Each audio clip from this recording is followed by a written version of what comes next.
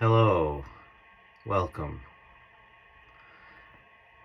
The wisdom, the divine within myself recognizes the wisdom and divine within you. Let us fan the flames of our hearts.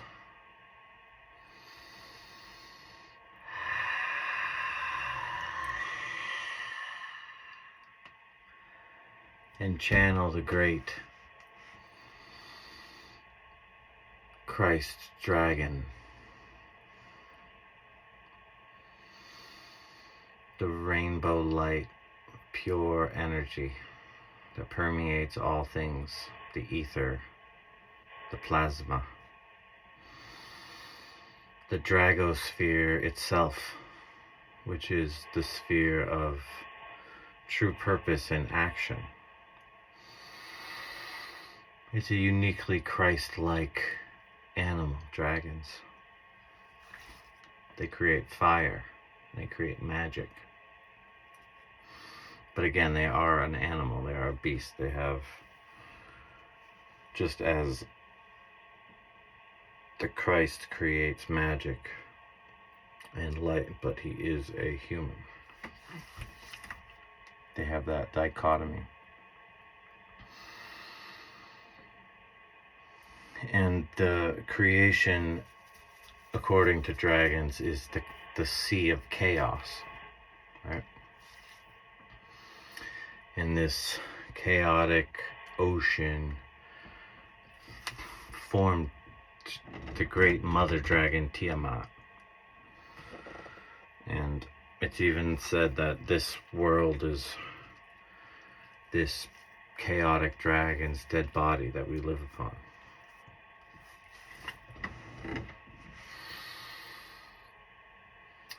And this idea that the emptiness creates everything is inherent in the dragon, that if your life is lacking something, you summon, if there's an emptiness in your heart, the dragon is the being that will speed your life into its true purpose. If you can align your heart with the dragon heart, it's like dragons are greater than lions. Okay? Lions are like a hybrid creature that's mammalian, and mammals, of course, have their unique higher aspects of compassion, and that's, of course, what we humans are, mammals, and we have this high form of compassion, higher than a dragon, potentially, right? But also, it's the dragon that helped form our bodies and our breath and our energy bodies, so we have to respect and honor that energy, not as something to worship, not as something to emulate, but as something to honor as our foundation. And part of our inherent wisdom is contained within that foundation that we may draw upon for our benefit. And there's a lot of different ways to imagine the dragons. I'm attracted to a round table of aspects. You have your dark and your light, and your rainbow and your storm, and your gold and your silver and your earth. Excuse me. And all these dragons are these representing these powers of the universe, these aspects, these different ways we can organize our magical mind, our aura field that emanates about us. We can use dragons as images to help us understand what these energies are. And that's the Kundalini, is this dragon that you have to tame. And this is where I believe that the Pent Dragon, the father of Arthur, the great Christed king of Europe, who held the sacred weapons and artifacts and protected the secret knowledge that was the power to rule, be it his bloodline, his worthiness to hold the sword, but also his meditation and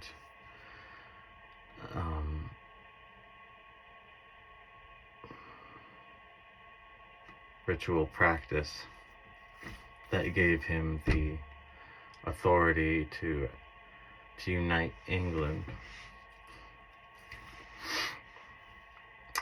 in the symbol of the cross, right? Of the sword, of the iron, of the domination that led to, potentially, at least in theory, into higher learning, into greater survival through empire. But not only empire, but if the alternative to empire is another empire, then the English Empire reaching a level of dominance was important, that they had this sword mentality, this trained warrior mentality. In that time, that was the culture that led to history as we know it.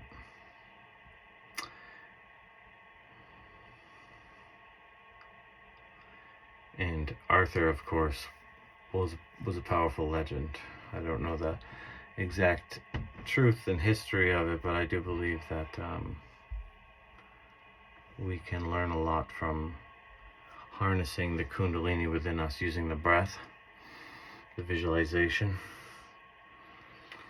the sacrificing frivolous thoughts, frivolous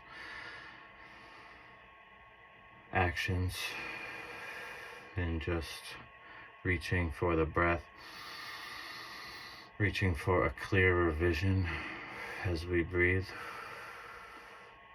and letting the breath cleanse your system and let yourself know that there's fire within you that's burning away all that doesn't serve you, right? Creating heat can be through movement, repeated thought, focusing on the third eye, hearing the sound sat as you breathe in, and nam as you breathe out, working your way up into different pranayama techniques. As you inhale, you relax the pelvic floor. And as you exhale, you can engage the pelvic floor lightly. You always want to focus on relaxing your pelvic floor as much as possible on the inhale. I like to do it that way. Therefore, when you're drawing in energy, you're allowing yourself to relax. And when you're releasing energy, you're engaging your pelvic floor, therefore holding back.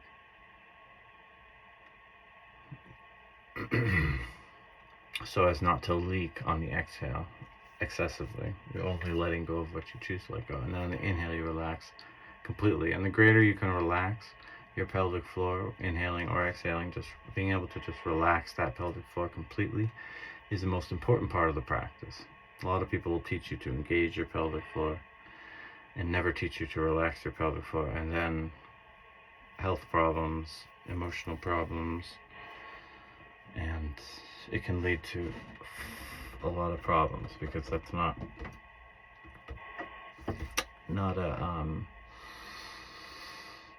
well thought out method, right? And I think we talk about well thought out methods in Christ consciousness and crystals, and then we get into dragons, because dragons are a result of the chaos. There's no mammalian caretaker in a dragon's life to form it. It's even though there are caretaker aspects of dragons, they are formed from the universal caretaking aspect of the universe. It's very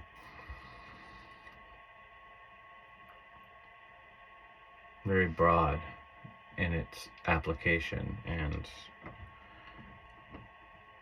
not as particular, right? Not as intimate, but more wide place. So a great dragon power that we all can relate to, right, is the energy to move. The sun and the moon and the stars and the asteroids and everything flying in the sky. It's like a fire and a bird and a magical force that affects us, right? Everything at a greater distance becomes more and more dragon-like, because, as I said, dragons are more general. So when you get into just the whole universe, you see that's where Tiamat came from. She came from everything, right?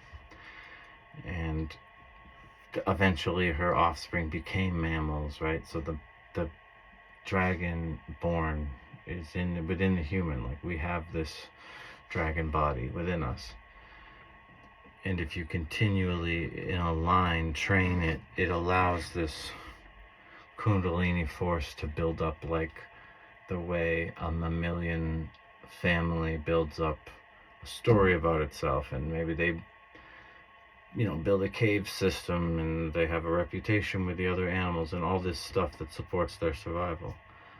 Well, you can think of energies having stuff like that in an energy level, where they build up this legacy that is the dragonborn Arthur Pendragon, right? Uther Pendragon, the father of, and they didn't have last names back then. That wasn't normal. That was his kingly title, was the Pendragon. And with this Kundalini power, he sealed his sword so only his son could be king, because he was, again, his legacy. So it all ties back into this legacy. And then when you have to hide, what happens when you have to hide a royal line from King Herod and his offspring, right? Just like the story of Jesus was the story of King Arthur. They had to hide him. He was an orphan boy, and his going below the radar and pulling the sword, not being expected, is what saved him. But also, we gotta think that's how Christhood works, because it's not like the son of the king who becomes Christ. It's actually randos in society who become Christ in each moment that they choose that, right? And in order to profit from these people, there's a lot of methods people can use to sort of contain and divide and conquer and number and commodify things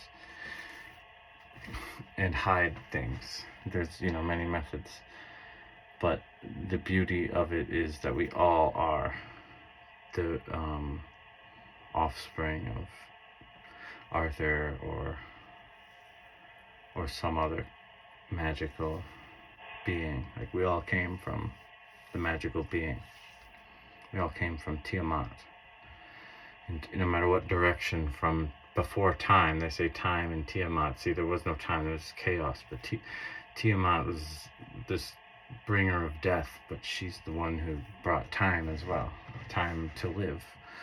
And her dead body is the source of all life, as is the great paradox, where life allows death and death allows life. And that's how dragons see things, where if you summon a dragon, your life feels like it's been laid waste to, right? A dragon only sees the eternal. When your life is laid waste, well, of course, what do? You rebuild. And whatever you rebuild is what the dragon will be helping you to shape in the highest form. And that's why I think, there's a divinity that comes from the cosmic existence.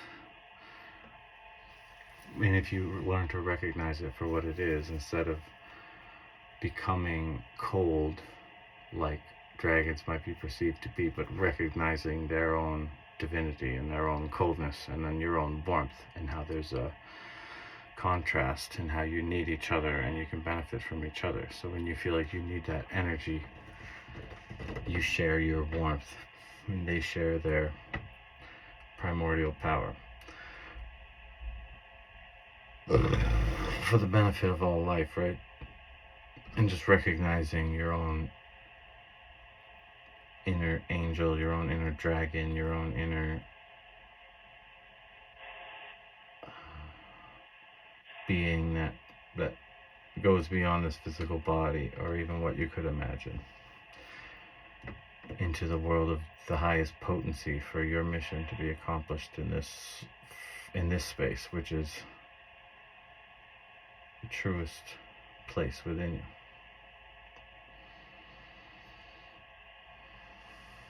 One of the biggest things that comes up with facing your own inner dragon is fear.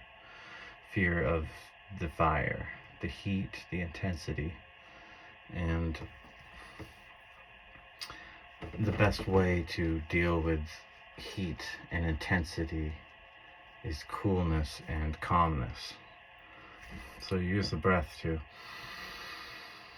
create a level of cool and calm and relaxed. That's why when you engage the pelvic floor, you're inhaling, you're relaxing your pelvic floor completely, just melting down. And then when you inhale, you can just begin to slightly pull up on the pelvic floor as you inhale. And as you exhale, you release, right? And if you start slow like this and focus on the relaxation, you're going to have wonderful results, man or woman. There's a million benefits to this. And the main one that I want to talk about is your breath and your heat and your prana. And if there was a word for dragon force, your dragon force. Because the ankh, right? The ankh, the shape of the ankh, it's like a cross, but it comes up and it goes back down. It's got this cross sort of shape. That's represents this energy swirling within us. It goes and recirculates through us. And by connecting to the cycle of breathing in, relaxing, and exhaling, engaging, you make this selection of what you're holding and what you're letting go of. And because the dragon is the most advanced breath, the most fiery breath, the most magical breath, you can use the dragon's wisdom to order your breath in such a way to transform your life in a high vibration, a cosmically aligned vibration. And again, to tap into the root of where fear comes from and to validate that. Because if you're going to face your dragon, you want to be prepared. You want to be humble. You want to be in alignment with what's actually happening. You want to be able to, the shield you hold should be able to face the breath of that dragon, right? And that's always what the dragon's here to teach us. It's like, what is conquering? What is training? Like, how to train your dragon. Like, we don't want to kill the dragon, we want to train the dragon. And that's such an important lesson. And when you conquer something, it's not about anger or dominance. It's about gaining wisdom through experience. And every dragon is an experience. And the sum of all the experience, like Tiamat, and then there's this high celestial dragon at the end. So if Tiamat's the first, then the last is like this high celestial dragon that is the opposite of Tiamat, of the life-giving, benevolent, order, heavenly, celestial being. We can allow that being like a snake just to form in our third eye, and then to recognize ourself, our true self, as the master of our destiny in every way, centered at the center. And as we exhale, we let go of everything else that doesn't serve this purpose. Take responsibility on the inhale, and we let go of attachments that no longer serve us on the exhale. In every breath, you find more and more deeper opportunities to explore what is inside of you. It goes beyond intellect. The dragon is deeper than even anything I can explain, but something that you feel within you, where you're tapping into the celestial power. And as you hold that space, and then as you're making your decision of what's evil and what's good, just allow yourself to open yourself to the possibility that a dragon is a level of power, and a degree of power, and a type of power. It is not a demarcation of good or evil. And you could say the same for a human.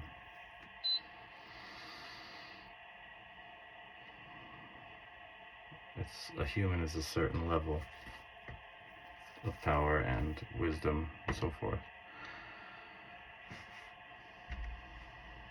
And I believe that we have a relationship, a sacred bond, the human and the dragon. And I highly recommend that we let go of fear when we face dragons, and we imagine them as protectors of our sacred temples. So mote it be. Protect and guide you. May you rest. May you feel safe. And may you tap in to the truth within your heart.